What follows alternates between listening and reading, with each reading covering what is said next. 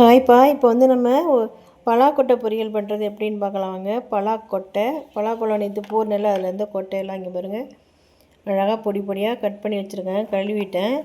அதே மாதிரி உருளைக்கிழங்கு அதுவும் ஒன்று எடுத்து இந்த மாதிரி தோல் சீவிட்டு அதையும் இந்த மாதிரி சைஸில் பீஸ் வெட்டி வச்சுருக்கேன். ரெண்டு வெங்காயம் பொடியாக கட் பண்ணி வச்சுருக்கேன். அப்புறம் தக்காளி, அவ்வளோதான். இப்போ நம்ம வந்து கடாய் வச்சுட்டேன். கொஞ்சமாக எண்ணெய் ஊற்றிக்கலாம்.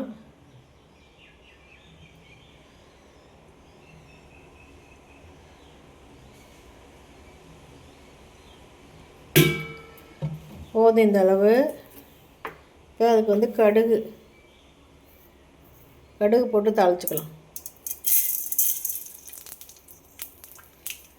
பலாக்கொட்டை வந்து பொரியல் பண்ணால் சூப்பராக இருக்கும். ரசத்துக்கு, சாம்பாருக்கு, எல்லாத்துக்குமே. அது கொஞ்சம் நல்லா வேக வைக்கணும். அதில் நம்ம தண்ணி விட்டு நல்லா வேக வச்சிடலாம். அது கடுகு வெடிக்கட்டும். வெடித்தோன்னே நம்ம வெங்காயம் போடலாம்.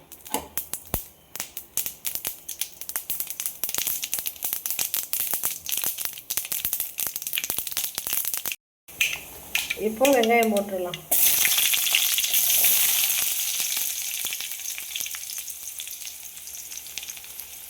ரெண்டு வெங்காயம் கட் பண்ணி வச்சுருந்தேன், அதை போட்டுடலாம். போட்டு வதக்கி விடலாம்.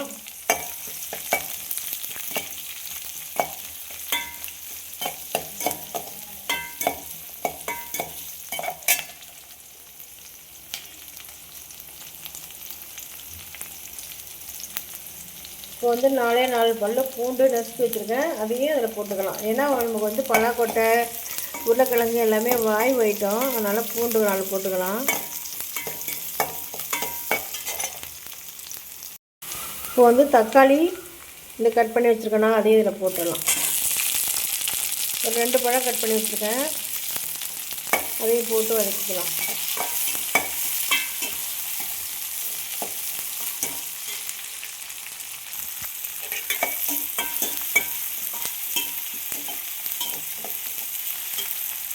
இப்போ வந்து தக்காளி வதங்கிட்டு இருக்கும்போதே நம்ம வந்து இந்த வெட்டி வச்ச உருளைக்கிழங்கு, பலாக்கொட்டை ரெண்டையுமே அதில் சேர்த்துடலாம். இந்த ரெண்டுமே நல்லா வேகணும். அதனால் இந்த தக்காளி அது வேகும்போதே தக்காளியும் சேர்ந்து வந்துடும். நமக்கு லாஸ்ட்டில் வதக்கும் போது எல்லாம் ஒன்று சேர்ந்து வதங்கி வந்துடும்.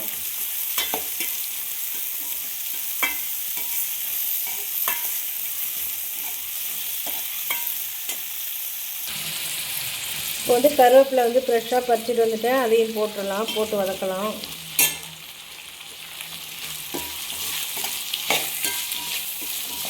கருவேப்பிலை ஃப்ரெஷ்ஷாக போடுறப்போ அதில் செம்மையான ஒரு வாசனை இருக்குது.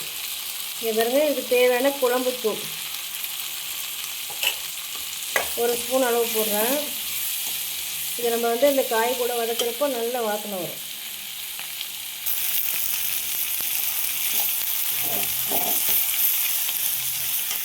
இப்போ தேவையான அளவு உப்பு போட்டுடலாம். தூள் உப்பு தான் போடுறேன் நான். இப்போ தண்ணி அதுக்கு தேவையான அளவு ஊற்றிடலாம்.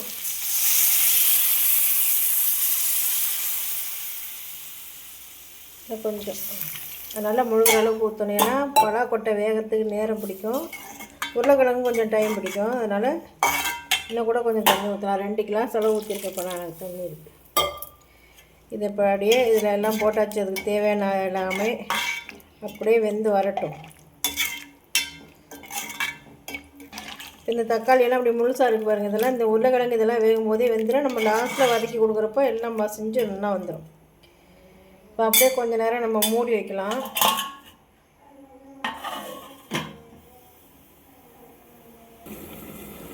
இப்போ 10 நிமிஷம் ஆகிட்டு திறந்து பார்க்கலாம் இப்போ எப்படி இருக்குன்னு. இன்னமும் தண்ணி நிற்கிது, கொஞ்சம் சுண்டி வரணும்.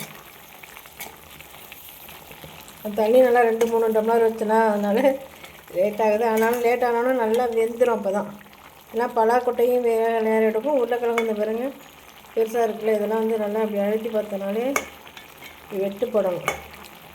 இன்னும் கொஞ்சம் நேரம் இருக்கட்டும். அப்படியே தொக்கா வந்தோன்னே நம்ம ஆஃப் பண்ணிவிட்டு நான் காமிக்கிறேன். நல்லா இப்போ தண்ணியெல்லாம் சுண்டி வந்துடுச்சு. இப்போ கிட்டத்தட்ட 10-12 நிமிஷமாக இது வேகுது. ஏன்னா நல்லா உருளைக்கிழங்கும் வேக லேட்டாகும், நமக்கு பலாக்கொட்டையும் வேகத்துக்கு லேட்டாகும். அதனால் தண்ணி நான் நிறைய வச்சு பொறுமையாக தான் பண்ணிகிட்ருக்கேன்.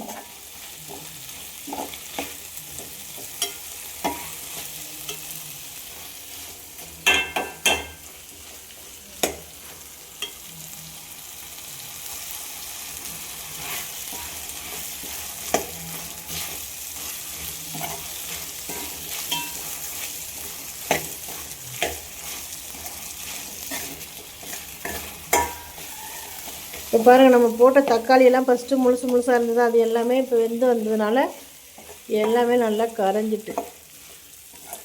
கரைஞ்சி அந்த மசாலாவோடு சேர்ந்துட்டு. அதனால் நம்ம தக்காளி ஃபுல்லாக வேகிற அளவுக்கு வெயிட் பண்ணி தான் அந்த காயை போடணும்னு அவசியம் இல்லை.